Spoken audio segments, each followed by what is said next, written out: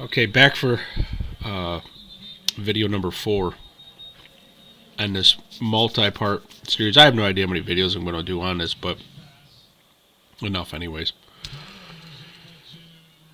I started screwing around with this, and rather than waste a good hour worth of your day on me monkey farting around with this chassis, I had a huge misalignment issue with this motor plate. Once I dumped the gear onto the motor itself, I think it spins so nice, doesn't it?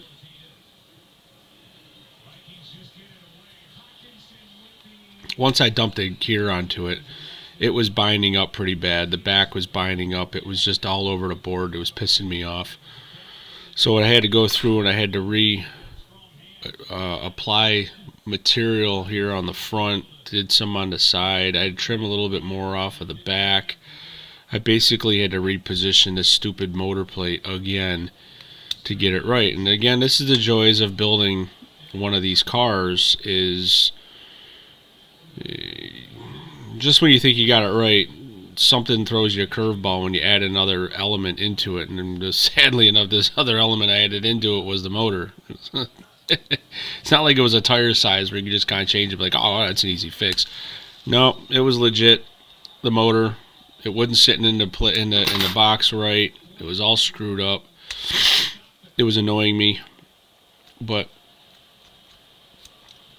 you can see the gears now, the motor, everything, and there's no oil on this, so it may make a little bit of ruckus, but I gotta do something with that motor plate clip, because as soon as I put that on there, it bound it up. You can see how it's stopping it now. And kind of, if I move it a little bit, it goes away. So that's another little tweaking tip too, is changing the motor clip, how much tension it puts on the plate. This one's not too terribly bad, and how you would adjust that if you wanted to relieve pressure on the plate, which you don't want to relieve too much on it, because then the plate itself will kick up, under a good load, come out of the corner or whatever. You punch in it, it'll want to walk up. You don't want that. So you can kind of show it to you, because it's you don't want it to do that per se when you hammer on the throttle. But to change the tension that it has, you basically take this angle here and push him in. So you're going to take I'm not going to do it because I don't want to mess up this clip, because I actually like how it's working. It is a little tight, but you're going to want to take this angle and push it in, and then take where it grabs onto the chassis, and you're going to want to bend it down. And that's going to basically lengthen the distance between here and here. And that'll loosen the plate up. And do just the opposite to get it tight. But you can see it's got a lot of, there's a excuse me, there's a good amount of play sitting there.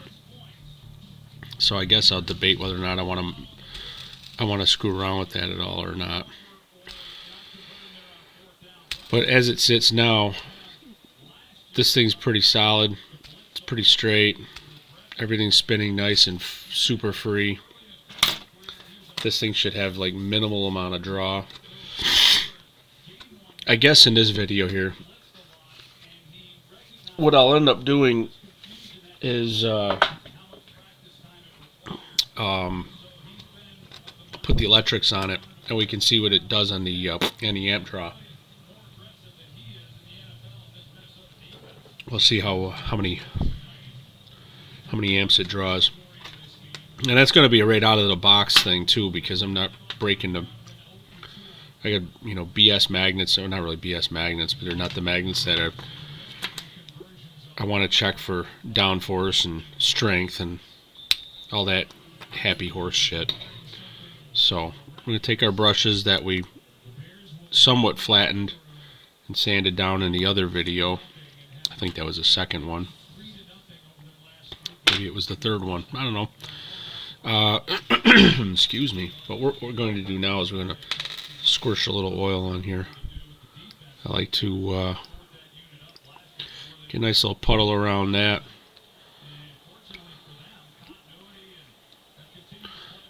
Oil down in here.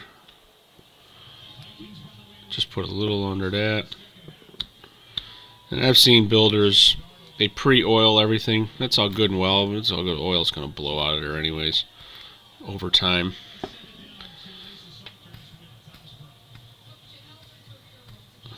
That's nice. I've had sometimes, and you won't notice until after you put tires and stuff on it and throw it on a dyno,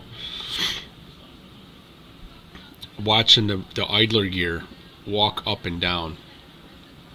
You know what I mean?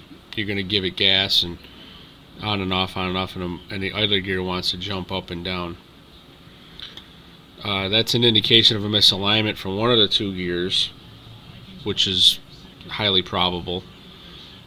Try to obviously curb it by doing what I've been doing here.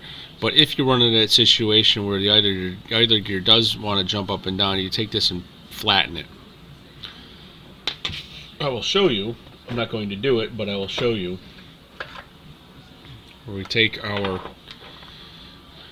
RT tool, and I have modified, I've made a couple presses, and as you can see, this one here, excuse me, this one here I ground flat. I've made a couple other ones. Made one with a peen so I can get right down inside there and spread it out if I have to. And I made another one with a flat bottom. And I don't use this one that much because I didn't really clean that up. It's pretty gnarly. It needs to be flattened, nice and smooth, and polished, if you will, so it gets a nice even. This one I did that with, but this one I did not. So what you do is you put your plate in there as you normally would. This, as we know, is an original one because it has the slider on it. The Rick's new ones come with without the slider piece, and instead it comes with my little tool there that he now makes and offers. And you just push that down like this and just give it a good squish, and give it a little one here just to hold it in place and give you an idea. But that'll keep everything in line, and your idler gear at that point won't come out, because what you're doing is you're mushrooming the end over the idler gear. And I very rarely do this because they're brand new gears, man. Brand new motor plate, brand new gears. You shouldn't have to. You shouldn't have to do any of that. But sometimes you do. It's more often than not, no, you don't have to. Alright, let's put the plate in. Get the clip on. Chuck some more chuck a little more oil into it. Alright, now we got chuck springs and shoes on it. Again, just as a test. Because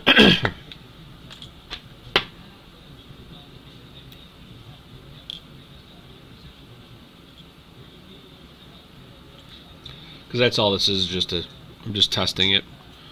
When we get further along in the build, before it goes on track, that's when I flat sand the shoes and get the ride height and adjustments and all the good stuff done there. And that'll be a much later video.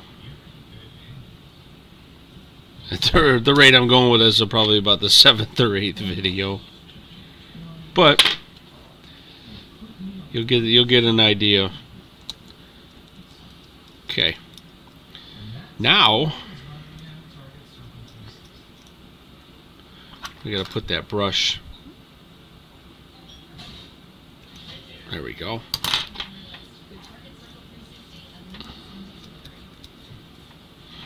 And then we'll take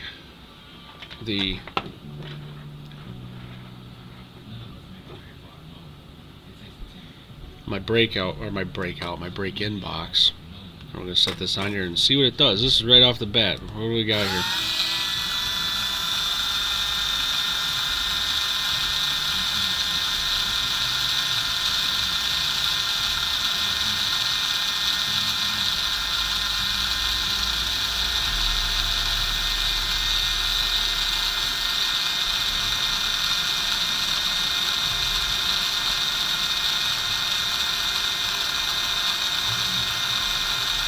It don't sound too bad.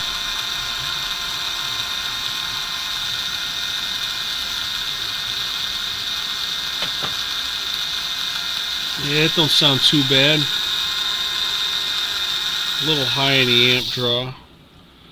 But, mind you, it's still seating the brushes. And we can pop the plate off of it and look at the brush wear, and you can see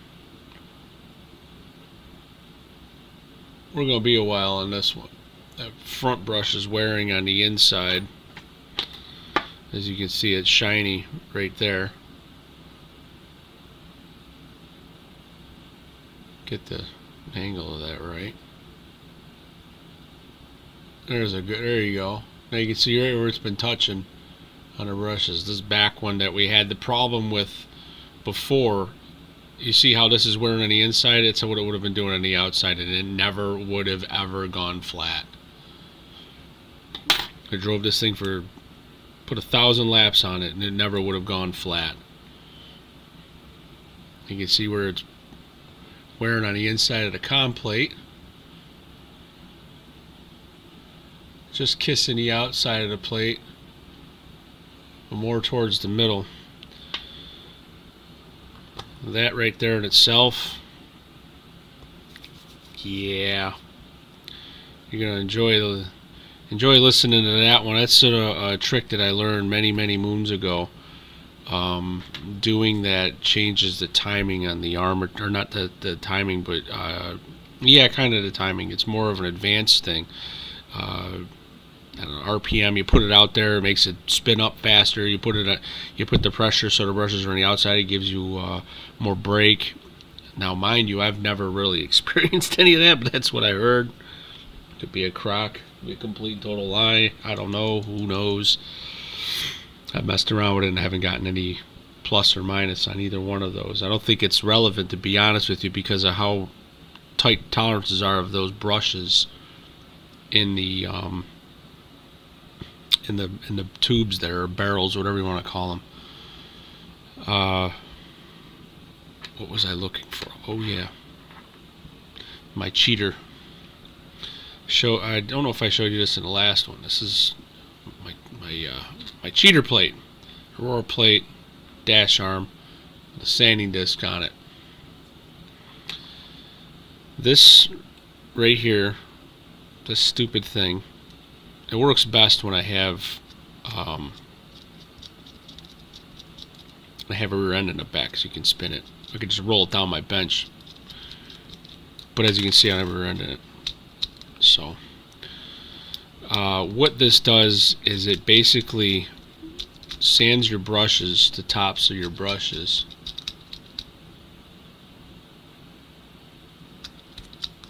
to what the car is.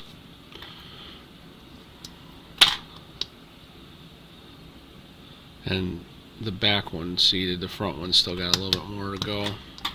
I shouldn't say seated, but I definitely sanded the back one a lot more. What this does is kind of mimics, if you will, the FLR tool. This is a great tool. This is an amazing tool. I absolutely love it. You can flat sand multiple brushes and do it with at different lengths, make your brushes different thickness. But the downside to that is a Wizard brush doesn't fit in the holes anymore. The new E95s or E90s, whatever he's got, they don't fit into the holes. So it's kind of a letdown. I can't use that tool anymore. At least not with those brushes, but those are the brushes I use, so there you go. And let's do that a couple times, at least kickstart the sanding process on the brushes. Blow off any excess dust. And then we'll put the motor back in. Get the clip on there.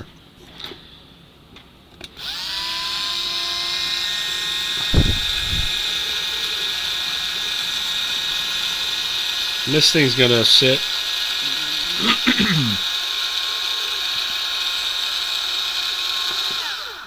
I'll sit on this doing the seating the brushes. It'll probably be on here for a good half hour, 45 minutes at 11 volts. I can run it at 10 volts, it doesn't matter. Most people prefer the 10 volts, it's fine, but it doesn't change the amp draw that much from what I'm doing, so I just set it all at 11 volts. I don't know why. It's just where I ended up with. So yeah, that's the gist of this one. We're just gonna go ahead and seat these brushes in, and then come back in the next video, and we're going to then do the rear end. I gotta do the rear end in this car and this car, and God, it's gonna be so much fun. You guys are gonna love to hang out and watch that one. I hate doing rear ends. They suck, I'm not gonna lie. But my friend Mr. Dave Lockwood has this really cool tool that allows you to set your chassis in here, and you take your crown gear and put the crown in here, and then you take your axle, you take a dummy axle, basically a Tyco axle, which is like, I'd say 060, and then you set your spacers as you need it in there, and then you can flip it over and check. You can put your motor plate back into it, and then you can check your mesh. Alright, you can check the mesh on the gear with the Tyco axle in it, or an 060 axle. I think that's an 060. But you can then set your lash and your mesh, your backlash and all that stuff on the gear to the pinion before you put your final axle in. And once you get it set, your spacing correct, then you push the right axle, and you just take this and drive the new axle right through. This is a cool little tool. I like this a lot. A couple guys I talked to don't like using this piece here. It's fortunate enough it's a little Allen key. Just pop that guy right out of there if you don't like it. If you're doing this with well, actually you can't. I was gonna say, if you had it with the motor plate on there, you'd be able to do it, but you can't get to this through the motor plate. Never mind. I'm still very new to this tool. I've literally used it 2 times, 3 times maybe. So doing this on a video is going to be anything short of hilarious and entertaining. So with that being said, number 5 installment is going to be putting gears in the back of these 2 cars. One of the 2 anyways. And we're going to enjoy it and have fun watching me put little itty bitty 5 thou, 3 thou, 10 thou spacers in in between the gears. It's gonna suck, man. I hate doing it, but it's all for the love of building a car. So y'all come back now, and y'all come back now. You hear? Come back for the next installment. Be video number 5.